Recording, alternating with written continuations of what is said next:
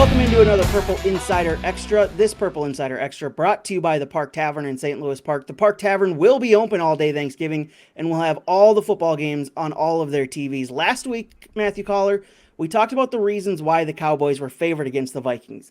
Well, needless to say, everybody saw them on full display in that 40-3 blowout on Sunday.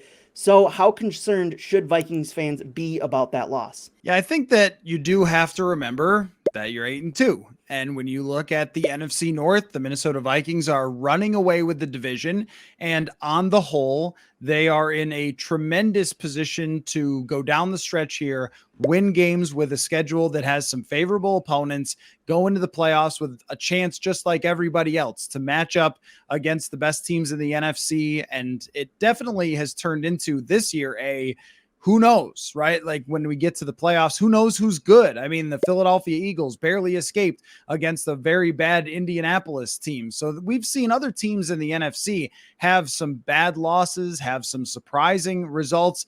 Even Dallas losing to a pretty bad Green Bay team in overtime and blowing a 2-score lead. And then they come out and look like a completely different team. That's just kind of the year it is, where it's very unpredictable from week to week. But I will say that there were a few things that came out of that game that you should be a little concerned about. I mean, number one is the health of left tackle Christian Darrisaw, who had his second concussion in as many weeks. And he has been one of the most valuable players on this team and has emerged as one of the elite left tackles in the entire NFL. And now, though I think they should be somewhat happy with how Blake Brandel has filled in 2 weeks in a row off the bench for a guy who had essentially never played before, I mean, that's not ideal to have your backup left tackle in the game, as you're going to face some of the best defenses in the NFL, New England and the New York Jets, their upcoming opponents. I mean, these teams have great pass rushers. New England has the best pass rusher in the league by sacks in Matthew Judon. And then the New York Jets have a dominant defensive line.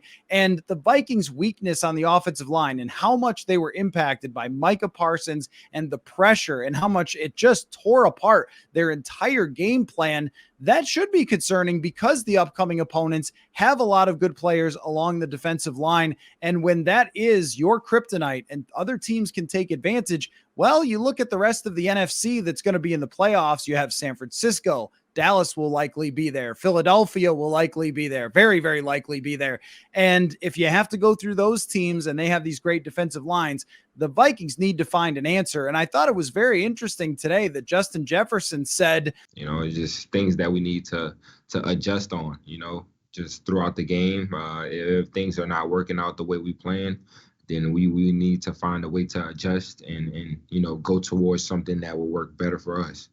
We just can't, continue to keep doing the same thing throughout the game, even though it's not working. I thought it was a very honest answer from a superstar player that they didn't have an adjustment. And so that's the point too about a loss like this in the middle of the season, is it does give them an opportunity to learn from this and maybe have a secondary plan. From they wanted to go down the field, they wanted to run the football and then hit some deep shots. Once it didn't work out, they didn't seem to have a counterpunch.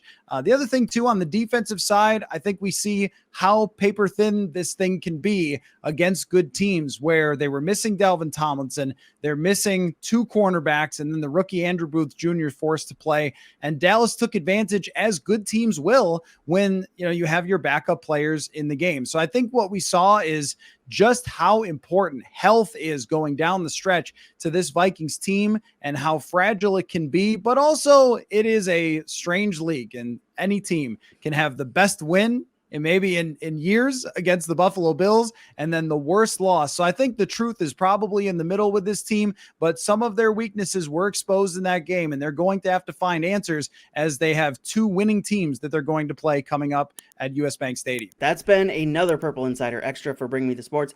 Be sure to rate, review, and subscribe to the Purple Insider Podcast wherever you get your podcasts. Talk to you next time.